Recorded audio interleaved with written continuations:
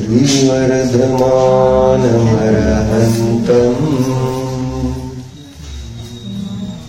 नत्वा बालप्रबुद्धये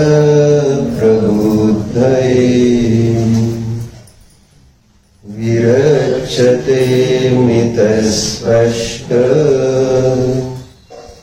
सन्दर्भन्यायदीपिका।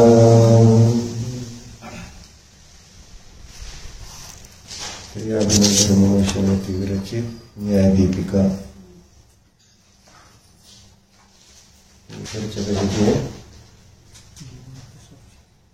जीवन की सबसे श्रेष्ठ निधि। बरोबर आहे। धर्मामध्ये आपण काय म्हणतो? धन कण कंचन राजसुख।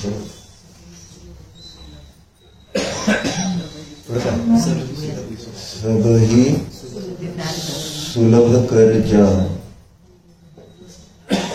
दुर्लभ है संसार में एक यथार्थ ज्ञान।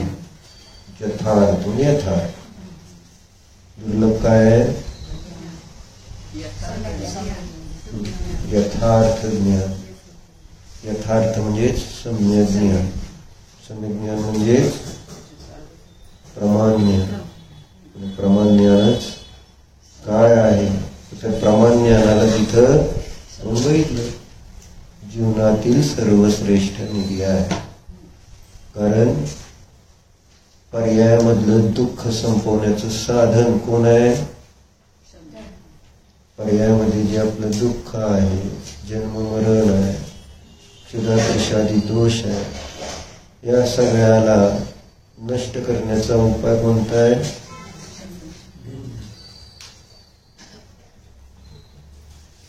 निज ध्रुव शुद्ध आत्म्याचा प्रत्यक्ष प्रामाण्य सहित अनुभवच काय करतो? आम्हाला सर्व दुःखातून मुक्त करतो। बरोबर आहे। दुःखाची चार कारणं कोणती आहेत?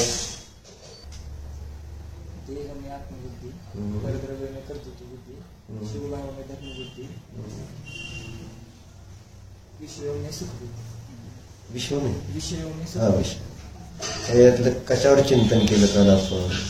तुला आता ज्ञान झालं होतं। या चार पैकी आता चारही ज्ञान काल झाले असते। चारही प्रकारच्या बुद्धीने मी परिणमलोय काल। आणि त्यातल्या कोणत्या बुद्धीने तुला दुःख भासित झालं? शरीर में आत्मबुद्धी। पहिलं कधी आठवलं जेव्हा शरीराच्या आश्रयाने दुःख झालं असेल ना काल? काय त्रास काय झाला त्याला? शारीरिक त्रास काय नाही झाला? बरं होतं काल सगळं? अरे दुःख झालं म्हणून काल जेवला तू, झोपला तू, बोलला तू, कोणतं काम केलं नाही तू शरीराला दुःख नाही झालं म्हणून? दुःख झालं म्हणून शरीराला दुःख झालं म्हणूनच सगळं तू काम करतोय। ध्यान केलं असतं नाही तर नुसतं देवासारखं बसतोय काय? नाही।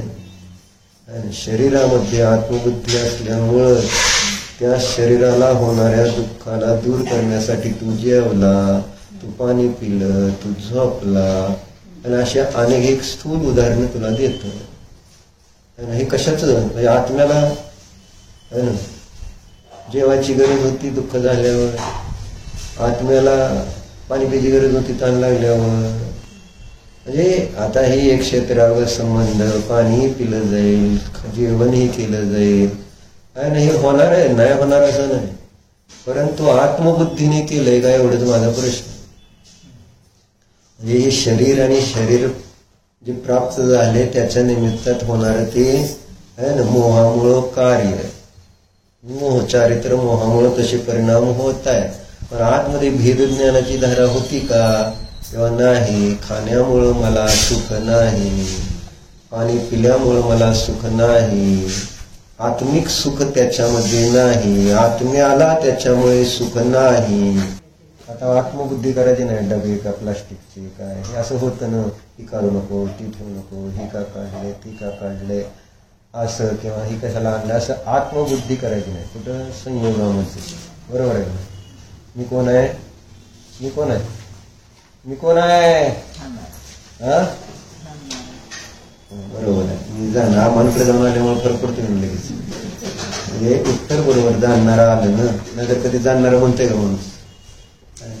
त्याच्यामध्ये लगेच विकल्प किती होते, ती काय करते, का केलंय, कसं करते, असे अनेक विकल्प उत्पन्न होते. कशामुळं? तर मोहामुळं होते. ते मी आहे, ते मा आहे. हेच फ्रीज दुसऱ्याच्या घरातलं आवरायला काढलं डॉक्टरांच्या तरीला विकल्प होतील का? नाही. पण आपल्या घरातलं काढलं तर आपल्याला विकल्प होणार नाही. का होणार? तर माझ संयोगामध्ये सुद्धा मी माझेपणा आपण काल केलं की नाही, दुकान, पैसे, अशा अनेक गोष्टीमध्ये आत्मा बघितलाय. आत्मा आत्म्यात सोडून सगळीकडे बघितलाय. बरोबर आहे. म्हणून देह मी आत्मबुद्धी केली की नाही आपण काल. म्हणजे ते संस्कार आपल्याला त्यावेळेस मी काल सांगितलं की नाही घटना काय झाली ती. काल सांगितलं ना, मिक्स भाजी खाल्ली आणि मग परत मला ते झालंय ना, तेव्हा आपण खाणारे नाही, विसरून पूर्ण विसरून काम करतोय. पण त्याचं मला खेद झाला असं सांगितलं होतं. आपण पूर्ण विसरून मोबाईल बघितला तरी अजून जेवताना मोबाईल बघतोच का नाही? त्याशिवाय बरं वाटते का? निश्चयाने तर नियम घेतलाय. कारण मी आता बघितल्याशिवाय जेवणच जात नाही आजकाल पोरांना. हा तेच की गाळ्यात खाल्लं समोर मोबाईल ठेवायचा. मग मम्मीला कशाला खीर करायला सांगायची, पोळी करायला सांगायची. त्याच्या खिरीची घालली डिव्हॅल्युएशन होणार. जसं शास्त्राला बसल्यावर तुम्ही लक्ष नाही दिलं तर काय होणार? डिव्हॅल्युएशन होणार का नाही? जसं जेवायला बसल्यानंतर जे केलेलं आहे आपल्या निमित्तात आणि आपण ते लक्ष देऊन न खाता दुसरीकडे लक्ष दिलं तर डिव्हॅल्युएशन कोणाचं झालं? मम्मीचं झालं की नाही? त्या पोळीचं तर जाऊ दे, पण जी बनवली माझ्यासाठी ज्याने, त्याला जीव आहे. पोळीला काय फरक पडणार नाही, तो तारक मेहता बघणार काय. परंतु ज्याने बनवले त्याला काय वाटलं? असं त्रास होतो. म्हणून आणि जेवताना दोष पण आहे तो. कारण त्या जेवणामध्ये जीव जंतू काय दिसले नाहीत आपण बघताना, तोंडात गेले तर काय होईल? त्याचं पापबंध कोणाला होणार आहे? महाराज किती व्यवस्थित. तू तर काल विचारत होता अंतराय पाळायची का, ध्यानाला बसलाय तो. मग त्याला आपले ते माणसाला वेगवेगळे प्रश्न. काय नसतं, साधं असतं ध्यान. मग आम्हाला अंतराय पाळावं लागेल का असं प्रश्न. तुम्ही वाचला अरे जेवतानाच चाललं होतं, आत्मबुद्धी करून जेवलो का नाही आपण त्या. म्हणजे ते आता विषय सुखबुद्धी म्हणजे ते मोबाईल बघून त्याच्यात होणाऱ्या घटना बघून त्याच्यात आनंद मानून आपण जेवलो आहे का नाही. मग असं तर ते विषयामध्ये काय झाली? सुखबुद्धी झाली. आणि विषयामध्ये सुखबुद्धी हे कशाचं कारण आहे? कशाचं कारण? दुःखाचं कारण आहे. 4 दुःखाची कारण तू काल नव्हती होती ना. दुःखाचं कारण असं नाही, 4 दुःखाची कारण आहे. मग ह्याचं कुठंतरी चिंतन करायला म्हटलं ना. आसक्ती कमी करायची आपल्याला, त्याच्यासाठी हे चिंतन आहे. ते सोडण्यासाठी नाही, अजून आपल्याला पुढे जायचं, बराच मजल मारायची. तशी काही गडबड पण नाही आपल्याला. पण जेवढं मिळालंय तेवढं तर श्रद्धा दृढ करूया ना.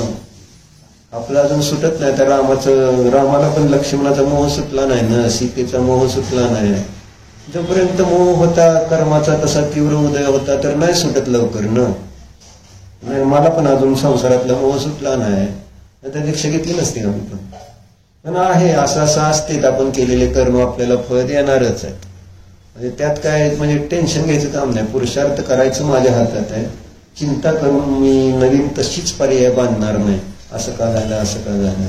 पश्चाताप व्यक्त करेन त्याच्याबद्दल, पण त्याची चिंता करत बसणार नाही की असं का झालं, मला असं का होतंय. आहे ना, होणार तर आहे. जशी कर्म उदयाला येणार आहे ना, बांधलेली आहे तशी उदयाला येणार आहे. म्हणून आज सगळं सुटणार नाही आमचं, परंतु एवढं श्रद्धेतनं सुटायला काय अडचण आहे आपल्याला. आणि श्रद्धेतनं सुटण्यासाठी आपल्याला चिंतनाची गरज आहे ना. पुन्हा पुन्हा चिंतन केल्याशिवाय आपली श्रद्धा कशी त्या ठिकाणी त्या विषयावरची नष्ट होणार. उडायला पाहिजे श्रद्धा तरी. नाही हे असं आहे, या प्रकारचं आहे, अन्य नाही, अन्य प्रकारचं नाही, अशी दृढ श्रद्धा झाली पाहिजे. आतून सदैव अलिप्त राहिलं पाहिजे संसारापासून. जसं कमळ पाण्यात राहून है ना, अलिप्त राहतं पाण्यापासून. सोनं चिखलात पडलं तरी ते खराब होत नाही, मलिन होत नाही सोनं, माहिती आहे ना. चिखलात लोखंड पडलं तर त्या लोखंडाची माती होते, पण सोनं किती दिवस जरी चिखलात पडून राहिलं तर माती होती का त्याची? नाही होत. कादे में हेम अमल है ना, जलते भिन्न कमल है. आणि तिसरं उदाहरण काय? नगर नारी को प्यार यथा. नगर नारी कोणाला म्हणायचं? नगर नारी वेश्या. वेश्येचं प्रेम कसं असतं? दिखावा असतं. म्हणजे खरं प्रेम असतं का? आहे ना, तिला तरी पैशाशी मतलब आहे, कोण आहे काय असं फार महत्वाचं आहे. मग ती प्रेमानं बोलते नाही, परंतु तिचं प्रेम मग तुम्हाला वाटेल की बाबा माझ्यावर प्रेम करते, कोणतं असतं तिचं प्रेम कोणावरच नसतं. असं तसं इथं संसारामध्ये राहताना ही 3 उदाहरणं दौलतरामजींनी दिली चढालेमध्ये. गृहस्थ सम्यक दृष्टी जीव कशा प्रकारे संसारामध्ये राहतो, वेगळा आहे. म्हणजे आतून स्वतःला सर्वापासून पृथक ठेवणं. आणि ती पृथक ठेवण्यासाठी काय गरज आहे? चिंतन करण्याची गरज आहे. आणि पुन्हा पुन्हा संस्कार करण्याची गरज आहे ध्यानाद्वारे. आपल्या सत्तेला स्वीकार करणं. आपली सत्ताच आपल्याला पक्की नाही झाली ना अजून. म्हणजे थोडी होते, शास्त्राला बसलं, मंदिरात गेलं, कशाची मंदता झाली, ध्यान केलं तर थोडी कधी कधी होते कशाची मंदता, आणि त्यावेळेस तसं वाटतं आहे ना. पण परत पुन्हा विषयांच्या संयोगात गेलं तर पुन्हा आपण बिघडून जातो. म्हणून संस्कार करावे लागणार आहे. जेवढे आपण संस्कार करणार तेवढं आपण स्वतःला सुखी ठेवणार. नाहीतर मग तेच होत राहणार. कोणतं? विषयात सुखबुद्धी, शरीरात आत्मबुद्धी, परद्रव्यातली कर्तृत्व बुद्धी. आणि चौथं काय रे दीपक? दुःख दूर करायचंच नाही असं अडचण झाली. जर दुःख दूर करायचं असं जर विचार केला असतं ना त्याच्यावर, तुम्ही आज किती शुभभाव केले सांग? शुभभाव केले का नाही आज? काय मग धर्मबुद्धीने केले का कशाने केले? मी धर्म करतोय असं म्हणूनच केले का नाही आपण? आणि ते आपल्या दुःखाचं कारण सांगितलं नाही का? शुभभावामध्ये धर्मबुद्धी, रागभाव में धर्म मानना, काय जिनमत में मिथ्यात्व कहा. जिथं धर्मबुद्धी पाहिजे तिथंच पाहिजे ना. जिनं धर्म मिळाला म्हणून सांगावं लागते. बाकी धर्म मिळाले असं जर हे सांगायची गरज नव्हती. आणि आज जिने धर्म मिळाला तर श्रद्धा पक्की पाहिजे. हे शुभ आहे, हे धर्म नाही, हे धर्म नाही, हे धर्म नाही. स्वाध्याय करताना, दर्शन करताना जे काय तुम्ही आज अभिषेक केला, जेवढ्या म्हणून व्यवहाराने क्रिया केल्या, आतमध्ये श्रद्धा ही दृढ नको, हा धर्म नाही. पण मी करताना कोणत्या भावनेने करतोय? ते साध्य नाही, ते साधन आहे, तो धर्म नाही. असा तिथं त्या क्रिया करताना पण आपल्याला असं कुठं वाटतंय अजून इतकं अजून आपण लांब माग आहे असं मला म्हणायचं. म्हणजे ते शुभ भाव करताना आपल्याला मी धर्म करतोय असंच वाटत का नाही? वाटतंय आत्ता सुद्धा काय वाटतंय? स्वाध्याय करतोय म्हणजे मी धर्म करतोय असं वाटतंय आपल्याला सगळं. आहे धर्म नाही असं म्हणून नाही एकांताने, परंतु उपचार आहे का? वास्तविक धर्म आहे हा. उपचार केला गेलेला याच्यावर, शुभावर उपचार केला जातो मोक्ष मार्गाचा, आहे का नाही? मग ते आपल्याला श्रद्धेत बसवायचंय. स्वाध्याय बंद करायचं असं थोडंच आहे. मंदिरात जायचं थोडं सोडायचंय. चर्चा काय चालली होती ध्रुव? त्याच्यावर चाललं होतं विषय काय चालला?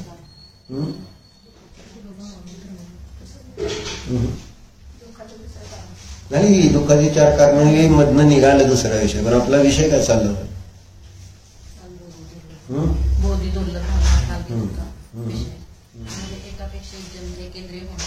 ते इथं कालचं झालं, आजचं सांगते.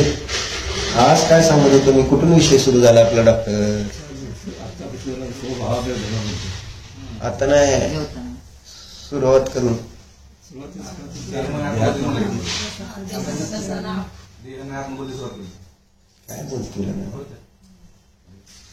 मी आतमध्येपासून सुरुवात मी ती कालचं विचारलं, त्याच्या आधी विषय कुठून तरी इथून निघाला ना.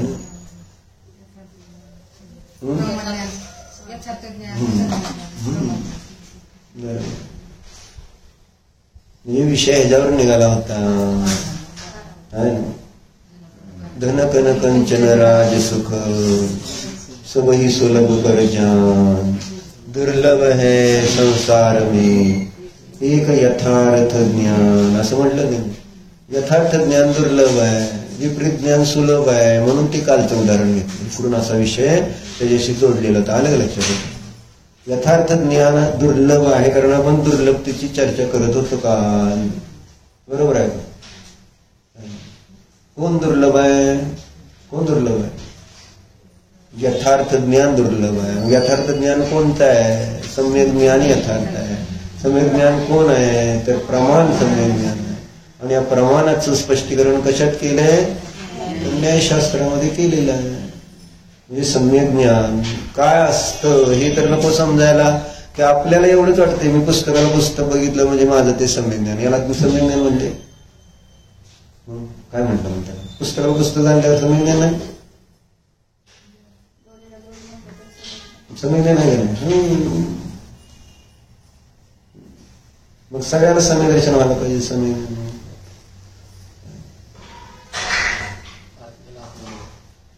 मग पुस्तकाला पुस्तक जाणणं एवढं बरोबर आहे. तुम्हाला आता दाखवतो एक चार्ट काढा घेतला. म्हणजे कुठं चूक होते ती समजली पाहिजे का नको?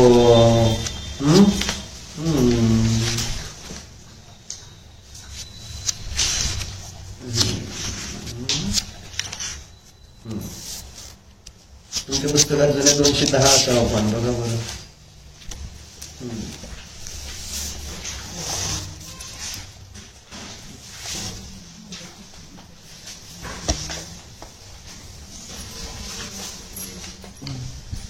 बरोबर आहे. काढलं 210 आहे ना. मग तिकडे ते चार्ट दिसतोय का मोठा? आहे किती? तुमचं तुमच्याजवळ ठेवा, नाही तर त्यांना माग आहे का सगळ्यावर पुस्तक? काढलं का ते? हे लागतं किती? 200 पान किती येते? 10च आहे का? याच्यामध्ये दाखवलं काय? काय झालं? काय झालं? धावू नका तुम्हाला. काहीतरी काढायचं नाही, असं करायचं का? 210 तुम्हाला आकडा कळतो का नाही? मग पुढे चाललाय तुम्ही. माग आहे, माग जावा, अजून माग जावा, अजून माग जावा. बरोबर आहे. हा तीच आहे. ठीक आहे. ठीक आहे. अनुभव्य दिले ना वर क्रमांक मध्ये. जबाब अनुभव्य म्हणा, भोग्य म्हणा, विषय म्हणा, ध्येय म्हणा, मेय म्हणा, प्रमेय म्हणा, या अर्पाचे शब्द आहेत. ठीक आहे. आणि याच्या बाजूला काय लिहिलंय? अनुभव म्हणा, विषयी म्हणा, ध्यान म्हणा, ज्ञान म्हणा, नाहीतर विचार म्हणा, नाहीतर प्रमाण म्हणा. बरोबर आहे का? तुम्हाला पुस्तक नाही तुमच्या घरी? म्हणजे त्यांना हळदी कोण कुठे का त्यांना? पुस्तक आणायला उशीर झाला. त्याचे दप्तरात पुस्तक आता कुठल्या शाळेत चाललाय ना, उशीर झालाय, दप्तर नाही नेलं तर काय होईल? शाळेत जाताना दप्तर नाही नेलं, मास्तर उशीर झाला म्हणून दप्तर आणलं नाही. कालचं द्रव्य संग्रह संपलं त्या दिवशीच जाऊन मोकळं केलेलं. किती दिवस द्रव्य संग्रह न्याय दिले कसे होते ना.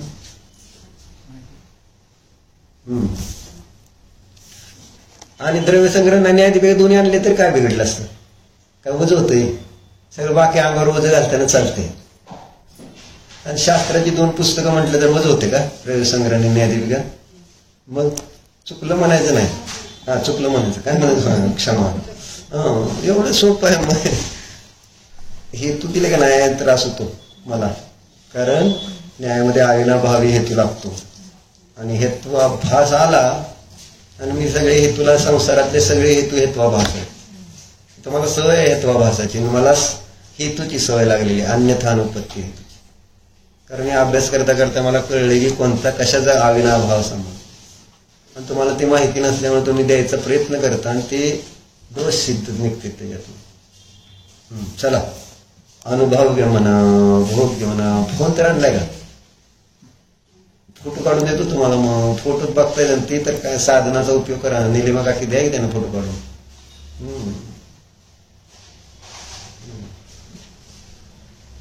हे सगळं मी सांगायचं. इलाज आहे, नाही असं नाही. जर शिकायचंय तर माणूस काही करून प्रयत्न करतो. चला, तर हे सगळं समजलं वर तुम्हाला. अनुभव्य म्हणजे काय एकार्थाचे शब्द दिलेत ना, त्याच्यावरून तुम्हाला समजलं असेल की हा विषय इथं ज्ञान आहे, एवढंच आहे ना. मग आता खाली खाली 11 नंबरला काय दिलंय? ध्वनी शब्द लिहिलाय का नाही? ध्वनी शब्द. खरं तर दुसरा चार्ट दाखवायचा, बरोबर असू द्या. ध्वनी शब्द दिलाय का नाही तिथं?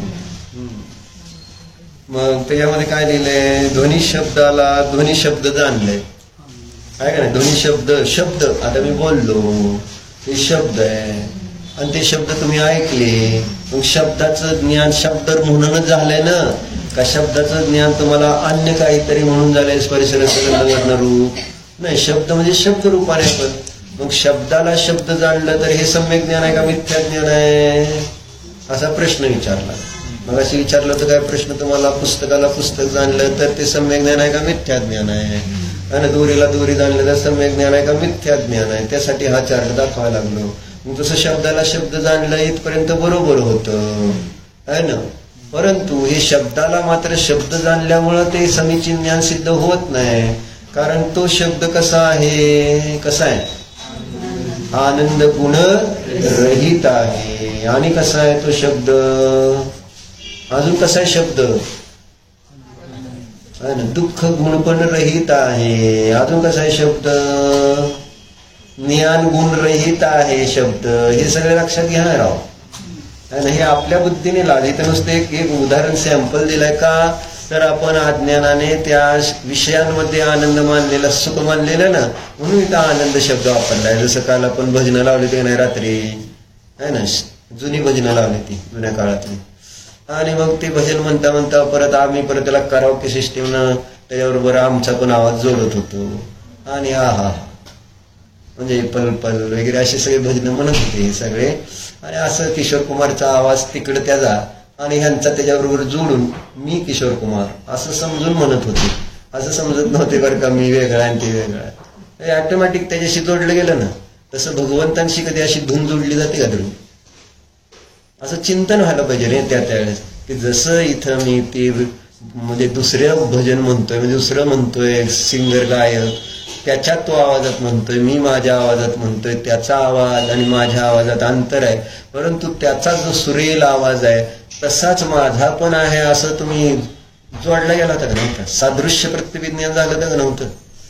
समान आहे. माझा आवाज चांगला आहे का म्हणून परत विचारते. माझा आवाज कोणाचा स्वात्म्याला आवाज असतो नसतो, पण आपल्याला असं वाटतं ना माझा आवाज. आणि असं जोडून लगेच आपण स्वतःला द्यायचं. तसं अरिहंताशी कधी जोडलो का आपल्याला आचार्य जोडा म्हणते. जर मोह नष्ट करायचं तर अरिहंताशी तुलना करा स्वतःची. सादृश्य प्रतिविज्ञानाची चर्चा 80 गाथेमध्ये घेतली का नाही? सदृश भगवान जसे द्रव्यगुण पर्यायवाले तसा माझा आत्मा द्रव्यगुण. असं सदृशता बघायला यायला पाहिजे. हे असं जोडता येईल. हे नुसतं म्हणणं वेगळं. जसं इथं मी बाहेर जोडलो जातो तसं तिथं जोडलं जातो का आपण? मग आपल्याला त्याच्यासाठी प्रयत्न करावा लागतो आहे ना. जशी जशी रुची वाढेल तसं तसं तिकडं जोडले जाणार आहे आपण. आणि रुची वाढण्यासाठी आपला हा अभ्यास असतो. म्हणून इथं सांगितलं शब्द. इथे एक सामान्य आनंद गुण रहित लिहिलेला आहे. कारण अज्ञानी जीव त्या शब्दामध्येच काय मानून बसलेला असतो? आणि सुख मानून बसलेला असतो. किंवा शब्दामध्येच, शब्दाने तो कोत नाही, शब्द बोलल्यावर तो कोत नाही तुला, असं नाही बोलायचं.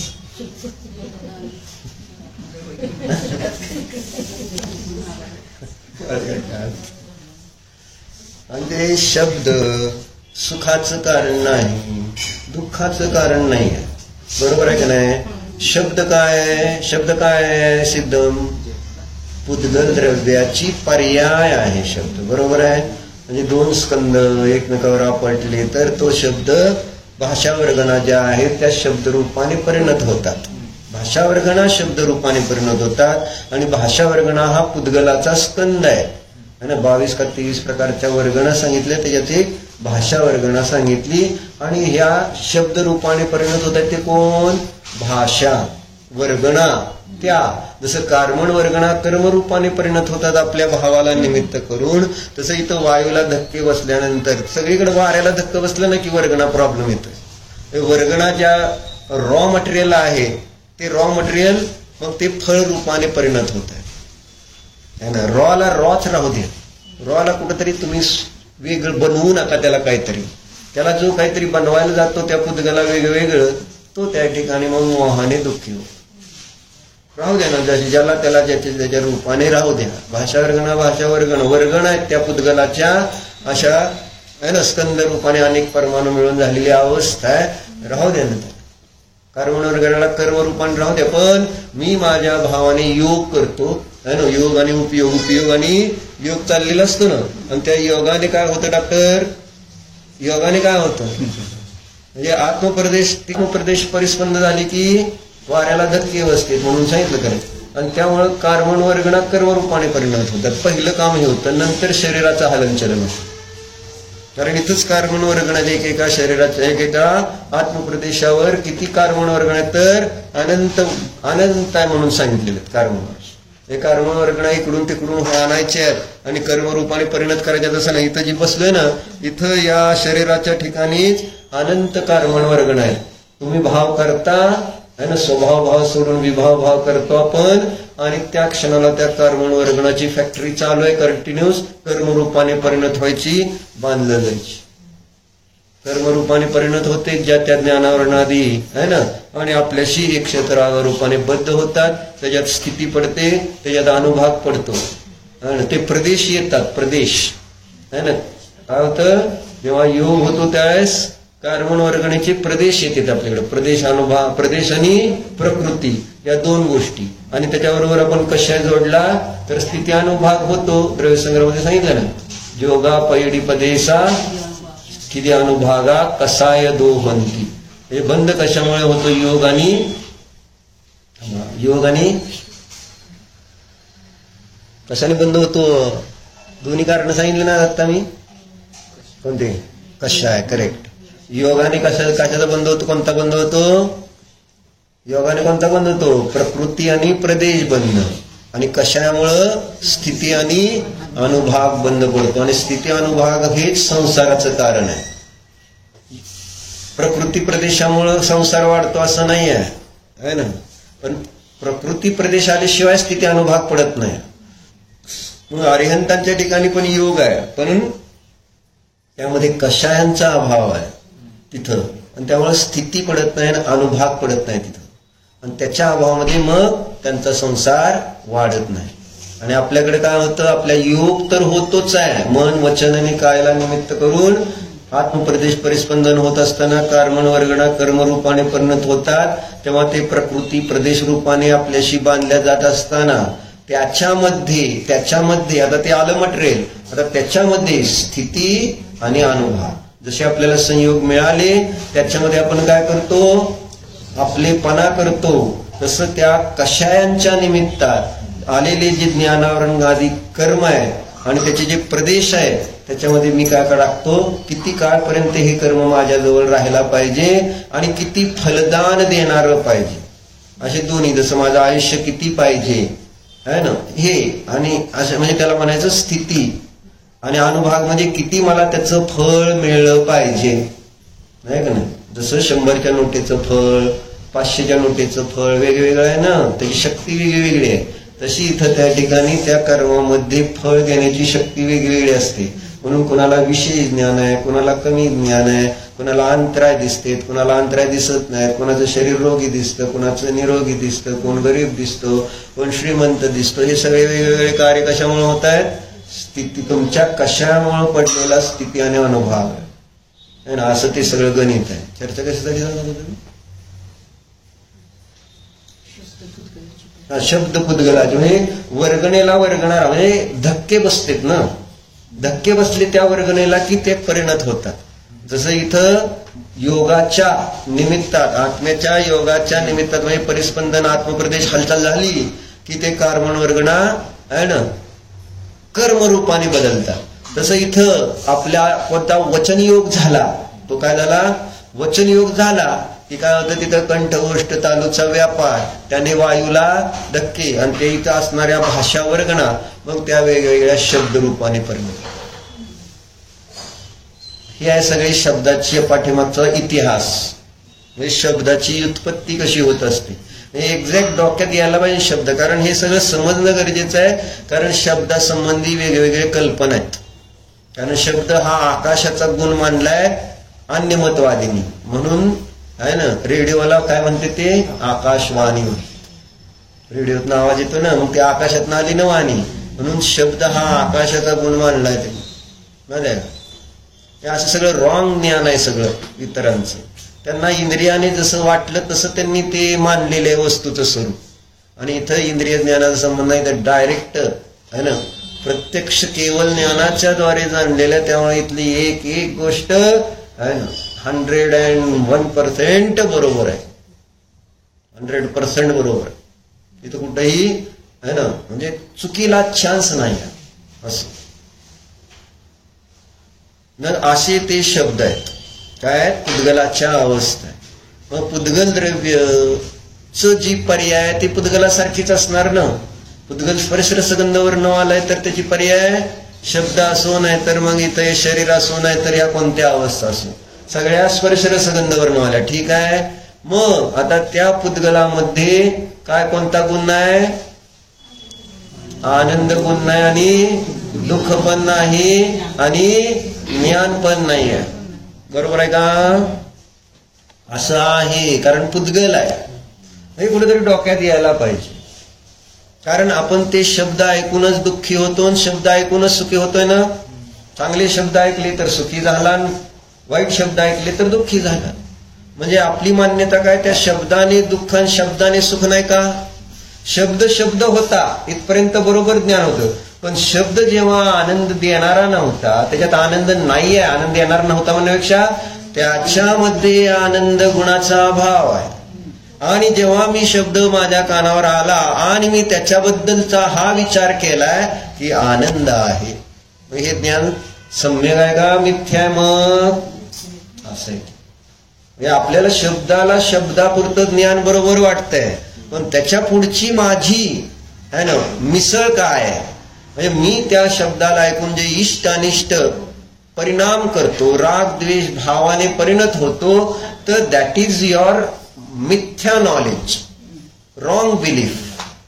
रॉंग ज्ञान आहे, रॉंग नॉलेज, असं चुकीचं ज्ञान झालं नाही ते, पण आपल्याला ते चुकीचं कधी त्या अंशाला आपण चुकीचं म्हणून बघतच नाही ना, वरचाच तेवढा बरोबर झालाय, पण मिथ्या ज्ञान कुठे आहे, त्या वस्तूचा जो स्वभाव आहे त्याला बघत नाही आपण, काय शब्दात सुख आहे का दुःख आहे, असं ते विचार की त्याचा काय प्रश्न नाही आहे, पण आपण पुद्गलाचं लक्षण काय केलंय, जे डोळ्याने दिसतं ते पुद्गल गेले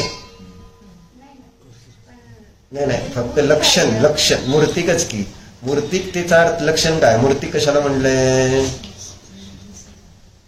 ज्या वस्तूमध्ये स्पर्श रस गंध वर्ण असतं ते मूर्तिक, ज्याच्यामध्ये स्पर्श रस गंध वर्ण नाही ते अमूर्तिक, असं लक्षण केलं का नाही। मग आता डोळ्याने दिसणं आणि न दिसणं याच्याशी मूर्तिकतेचा आणि अमूर्तिकतेचा थोडा संबंध आहे। आता डोळ्याने मला काय दिसत नाही, हवा दिसत नाही, मग अमूर्तिक आहे का, डोळ्याने वास दिसत नाही, मग मूर्तिक अमूर्तिक आहे का, आहे ना।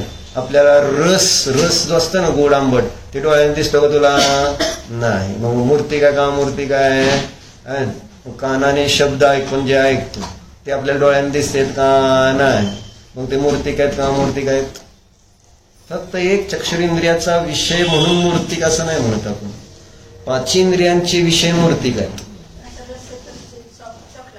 पण डोळ्याने, तू काय प्रश्न विचारला होता, डोळ्याने दिसत नाही आहे, मूळ मुद्द्याला चिटकून राहायचं, डोळ्याने दिसत नाही म्हणून त्या ठिकाणी त्याला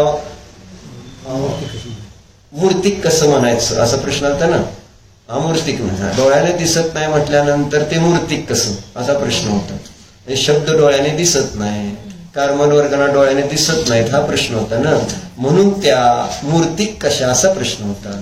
म्हणून सांगतो तर की मूर्तिकतेचा अर्थ जे चक्षुरेंद्रियाने जाणलं जातं ते मूर्तिक असं लक्षण केलेलं नाही. पुद्गल द्रव्य मूर्तिक आहे आणि त्याचा हेतू दिलेला आहे ज्याच्यामध्ये स्पर्श रसगंध वर्ण आहे ते मूर्तिक. आणि मग ते स्पर्श रसगंध वर्णवाल्या ज्या वर्गण आहेत त्या 6 प्रकारचे स्कंद सांगितले का नाही. स्थूल स्थूल, स्थूल स्थूल सूक्ष्म, सूक्ष्म स्थूल आणि सूक्ष्म सूक्ष्म. याच्यामध्ये हे सगळे 6 प्रकारचे स्कंद आहेत. मग परमाणू सुद्धा डोळ्याने दिसत नाही. मूर्तिक आहे का मूर्तिक आहे. आता डोळ्यांना नाही दिसल्यावर कसं करायचं. स्कंद जे स्कंद झाले ते दिसतेत का म्हणून मी स्थूल स्कंद सांगितले का नाही. जे आता आपण भोजनामध्ये घेतलेले रसाचे पदार्थ आहेत ते स्थूल स्कंद आहेत. तरी सुद्धा म्हटलं नाही 4 इंद्रियाचे विषय आपल्याला डोळ्याने दिसत नाही. मग ते स्थूलच आहेत की पण तरी डोळ्याचा विषय होत नाही. म्हणून डोळेने दिसणार ते मूर्तिक असे लक्षण जिनेंद्र देवाने केलेलं नाही. म्हणून कर्मवर्गणा क्षमा बरं का. म्हणजे आता उगाच चुकून म्हटलं मी पण तुझा प्रश्न बरोबर आहे. नाही तर परत प्रश्नच विचारायचे नाही काय परत काहीतरी म्हणणार हे तसं काय नाही आहे. आपलं एक म्हणलं असं ते असं होऊ शकतं. एक क्षेपक्षम ज्ञान आहे. कोणाला केव्हा कसा कुठला प्रश्न येईल सांगतात ना. अगदी त्या न्यूटनला सुद्धा कळलं नव्हतं. त्यामुळे तू न्यूटन सारखीच आहे मला माहिती आहे. न्यूटन भयंकर विद्वान होता माहिती आहे ना. पण त्याने 2 मांजरींसाठी 2 वेगवेगळे होल केले मोठ्या आणि बारक्या. एका मोठ्या होलमधनं बारकी मांजर जाते का नाही आणि बुद्धी चालली नाही. आणि असं होतं बरेच वेळेस. तुझं नाही माझं पण चालतंय. एकदा कडी लावायची दरवाजेला तर तिथनंच बाहेर येऊन कडी लावू शकत होतो मी त्या दरवाजे. पण मी असं तिकडून आलो कडी लावली परत तिकडून असं गेलो. म्हणजे तुम्हाला सगळे म्हटलं असं का करायला लागलाय. तिथंच बाहेर यायचं कडी लावायची. मी इकडून फिरून येऊन इकडे कडी लावून परत असं फिरून जायची गरज होती का. तिथनंच त्या दरवाज्यातनं बाहेर येऊन कडी लावायची ना असं फिरून परत जायचं तिकडे जर तुला कडी लावायची होती. माझ्या पण ते लक्षात आलं नव्हतं. आणि मी त्यावेळेस मोठा होतो चांगला 18-19 वर्षात. असं होतं मला सांगायचं. हे क्षेपक्षम ज्ञानात काय काय घटना अशा होऊ शकतात. बरोबर आहे का. तेव्हा त्यात काय वेळ नाही. असे म्हणून प्रश्न जरी कोणते जरी आले तरी काही प्रॉब्लेम नाही. बिंदास विचारा. म्हणजे होऊ शकतं असं ते. म्हणजे तर चर्चा कुठं आली आपली शब्द काय भाषा वर्गणेला धक्के बसवले आपण. वचन योगाने भाषा वर्गणाला धक्का बसला की भाषा वर्गणा शब्द रूपाने झाल्या ना झाल्या की लगेच त्याच्याबरोबर कशाय जोडले चांगले आणि वाईट शब्द. झाला सगळा खेळ सुरू झाला. कर्म आले पुन्हा त्याच्यात नवीन त्या ठिकाणी स्थिती अनुभाग वाढला. पुन्हा तसे उदय. अशा प्रकारे अनादी काळापासून या संसाराचं चक्र चालतंय. म्हणून हे ज्ञान करून घ्या असं मला. ही श्रद्धा कोणती करायची आपल्याला. विषयाला जसं आहे तसं जाणण्याची श्रद्धा करायची ना. आणि ती श्रद्धा होण्यासाठी ज्ञान सम्यक पाहिजे ना. आणि मग सम्यक ज्ञान काय हे सांगत असताना शब्दाला शब्द मात्र जाणणं एवढं सम्यक ज्ञान नाही. त्या शब्दामध्ये जर मी सुख मानत असेल, शब्दामध्ये दुःख मानत असेल, शब्दामुळे मला ज्ञान येतंय असं मानत असेल तर ह्या सगळ्या मिथ्या मान्यता झाल्या. कारण शब्दाने ज्ञान होते का तुम्हाला आता.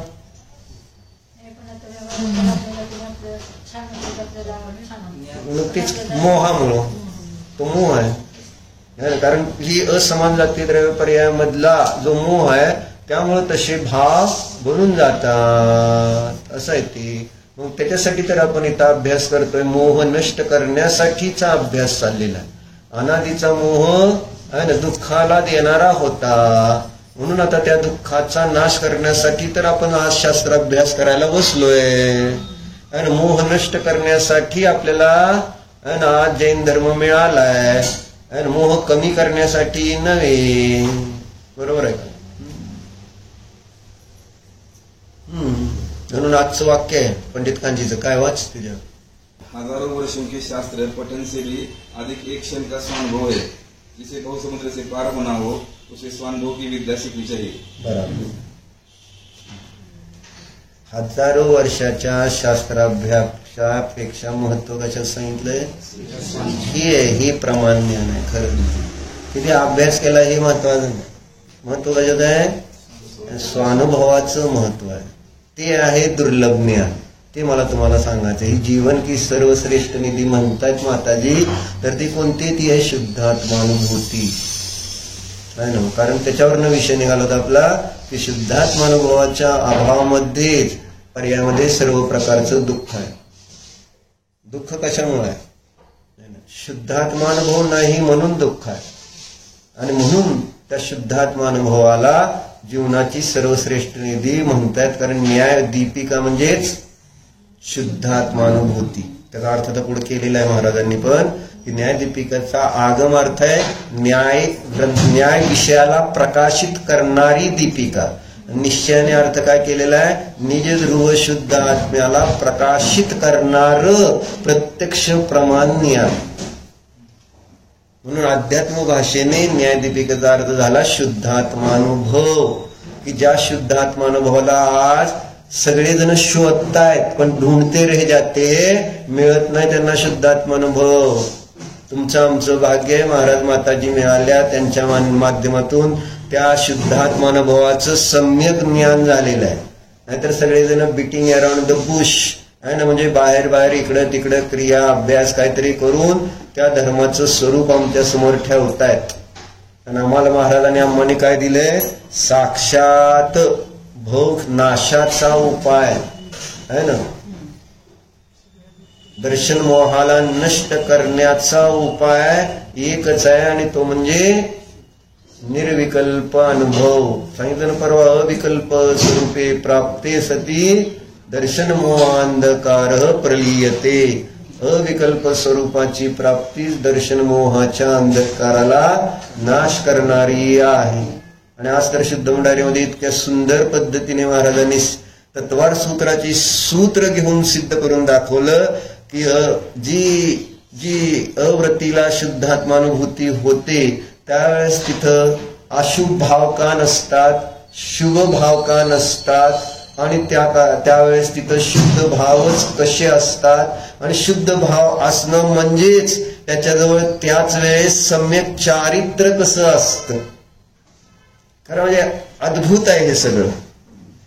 म्हणजे ज्याला तिची म्हणजे किती आतून त्यांना असं दाखवायचं किंवा तुम्ही अव्रती असला म्हणून तुमच्याकडं चारित्र्य नाही असं समजू नका.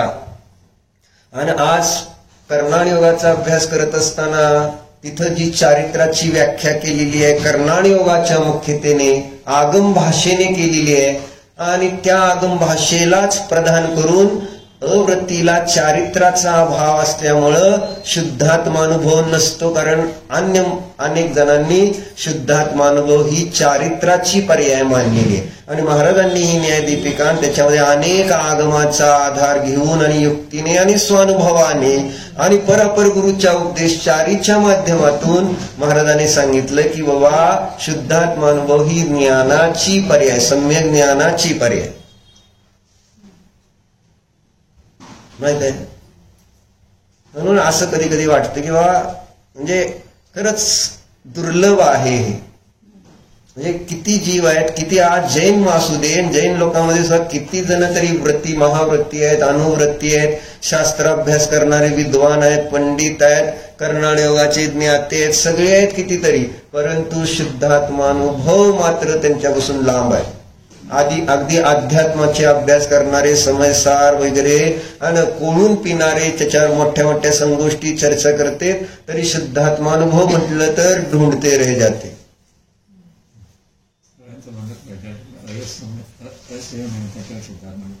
नाहीच अशी व्याप्ती लावली, ज्ञानाचे पर्याय स्वीकार करत नाही. तेच सांगते ना. मग ते का म्हणते तर असे चारित्र्याचं अभाव म्हणून म्हटलं. मग महाराजांनी तेच दाखवलं की ज्यावेळेस याने निजध्रुव शुद्धात्म्याला जाणले त्याच काळामध्ये समता भाव आहे, मोह क्षोभ रहित परिणाम नाही. इथं दोन्ही मोह नाही, म्हणजे मोह म्हणजे दर्शन मोह पण नाही आहे आणि चारित्र्य मोह पण नाही. अशी तत्वार सूत्राची 3 सूत्र शुद्ध भंडारीमध्ये म्हणून मी सांगत होतो ते की हे दर्शन मोह पण नाही आहे. कारण दर्शन मोहाच्या कारणांचा अभाव शुद्धात्मानुभवाच्या काळात नाही. चारित्र्य मोह 2 प्रकारचा, सातावेज्ञ आणि असातावेज्ञ. सातावेज्ञ म्हणजे पुण्य शुभ, त्याच्या कारणांचा अभाव शुद्धात्मानुभवाच्या काळात आहे. आणि अशुभाच्या पण, शुभ आणि अशुभ दोन्हीच्या कारणांचा शुद्धात्मानुभूतीच्या काळामध्ये अभाव असल्यामुळे त्या कारणाने तिथं त्या काळात समता भाव आहे. कारण मोह पण नाही आहे आणि शुभ म्हणजे इष्ट अनिष्ट, म्हणजे साता आणि असातामध्येच इष्ट अनिष्ट होतं ना भाव, साता आणि असाता पण नाही आहे आणि म्हणून त्या ठिकाणी त्याचा तो समता भाव आहे. कारण समता भाव मोह शुभरहित परिणामाला म्हटलंय आणि तो समता भावच धर्म आहे आणि तो धर्मच चारित्र आहे. असं प्रवचनच्या 7व्या गाथेत सांगितलं ना, चारित्तम खलु धम्मो धम्मो जो सो समुत्य निर्दिष्टो मोह खोह विहीनो परिणामो अपनो ही सम. अशी ती सुंदर गाथा दिली आहे. परंतु ते शुद्धात्मा अनुभव कोणी 7व्याच्या पुढं, कोणी 13व्याच्या पुढं, कोणी 14व्याच्या पुढं, कोणी कसं सांगताय. आणि इथं महाराजांनी अव्रतीला, कोणाला, असंयमीला म्हणजे आमच्या सारख्यांना सुद्धा तो शुद्ध आत्म्याचा अनुभव असतो आणि त्याच्याशिवाय दर्शन मोह नष्ट होत नाही. काय वाक्य वाचलं आहे ना, त्याच्या मागचं काही एक वाक्य वाच, एक मागचं पान, मागचं पान म्हणजे 3 आहे. दर्शन मोह, आवाज कसा पाहिजे, दर्शन मोह मंद किए बिना वस्तु स्वभाव ख्याल में नहीं आता और दर्शन मोह का अभाव किए बिना आत्मा अनुभव में नहीं आता. कळलं नाही. दर्शन मोह म्हणजे काय ध्रुव सिद्धम जाईल मोक्षाला तुझ्या आधी, जाऊ दे का, जाऊ दे म्हणायचं, काय नाही माझं काय नाही, जाऊ दे मला पण जायचंय. दर्शन मोहाचा अभाव केल्याशिवाय आत्म्याचं दर्शन होत नाही. हजारो वर्ष शास्त्राभ्यास करा परंतु त्यामुळं नाही ना, काय होणार नाही, सम्यक दर्शनाची प्राप्ती नाही. शुद्ध समय काय लिहिलं, हजारो वर्षों के शास्त्राभ्यास से स्वानुभव, काय लिहिलं, काय वाच केलं का, काय लिहिलं ते बघ, उलट केल्यावर दिसतं का तसं. हजारों वर्षों के शास्त्र पठन से भी अधिक एक क्षण का स्वानुभव है. आणि जिसे बहुत समुद्र से पार होना हो उसे स्वानुभव की विद्या सीखली जाईल. कळलं ना, म्हणून मी सांगतोय पण जीवन की सर्वश्रेष्ठ निधी का म्हणतोय बाबा, त्याचा भाव कळला पाहिजे का नाही तुम्हाला, फार महत्वाचं. म्हणजे तुम्ही असं जर तुमचं भव्य तुम्ही आहात आणि जर निकट काळामध्ये आहात तर तुम्हाला ह्याच्याशिवाय करमणार नाही आता परत. काय आहे बाबा ही शुद्धात्मा अनुभव, म्हणून तर तुम्ही ध्यानाला बसायला लागलाय. बरोबर आहे का नाही, की शुद्धात्मानुभव घेऊन तुम्हाला आता या संसार दुःखाचा नाश करायचा आहे. बरोबर आहे का नाही. असं कुणी द्यायला बसलं, सगळे शुद्धात्मानुभव काढून घ्यायला बसलेत. आज निधी तुमची काढून घ्यायला बसलेत, निधी द्यायला बसले नाहीत. कोणतं तरी कारण सांगून, भले ते अध्यात्माचा अभ्यास करणारे असो, निधी काढून घ्यायची समयसार. भले लोकांना मोठी निधी दाखवत असतील पण कुणी त्या समयसारची अनुभूती झाली तर हे तुला होत नसतं म्हणते. तो अन्याय सोडलाय का, अनिती सोडलाय का, अभक्ष सोडलाय का, मग तुला किती शास्त्र कळते, काय कळते, अशा अनेक विद्वान विद्वत्ता तिथं दाखवत म्हणणार नाही तुला अनुभव होत नसतो. कशाला समयसार सांगते हेच मला कळत नाही. समयसार शिकवण्याचं काही प्रयोजनच राहिलं नाही जर अनुभव होत नसेल तर. आणि बरोबर जसा अनुभव होतोय तसं सांगावं लागेल. नुसतं कल्पना करून पण चालणार नाही. कारण अनेक जण कल्पना पण करायला लागले या अनुभवाची. खरं पाहिजे अनुभव. कसा, त्याला बेस पाहिजे. नुसतं गाढवाच्या शिंगासारखा अनुभव नको आपल्याला. त्याचं जे साधन आहे त्याचं जर अज्ञान असेल तर त्या ठिकाणी समयसारचा अभ्यास केला म्हणून अनुभव होतो असं नाही. काय म्हणजे त्याला साधन म्हणून हे साधन आहे. साधनाने साध्य सिद्ध होणार आहे.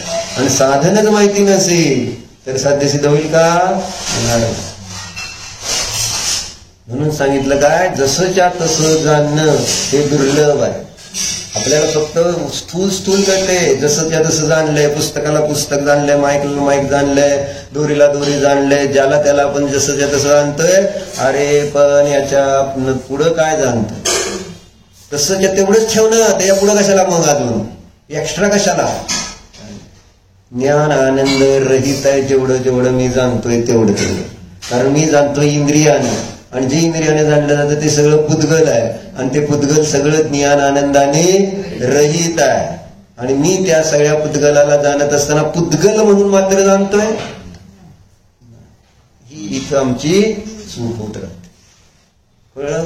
म्हणून इथं दाखवलं ध्वनी शब्द आहे, ध्वनी शब्द जाणलाय, पण ध्वनी शब्द आनंद पण देत नाही, ध्वनी शब्द दुःख पण देत नाही, आणि शब्दाने ज्ञान पण होत नाही, कारण शब्द ज्ञान रहित आहे. म्हणून आचार्यांनी गाथा समाजसारख्या लिहिला, सद्दम नानम न हवदी जम्मा सद्दम न याने किंची तम्मा अन्नम नानम अन्नम सद्दम जिनाविंती. काय शब्द म्हणजे ज्ञान नाही, कारण शब्द काहीही जाणत नाही, म्हणून ज्ञान वेगळं आहे आणि शब्द वेगळा आहे.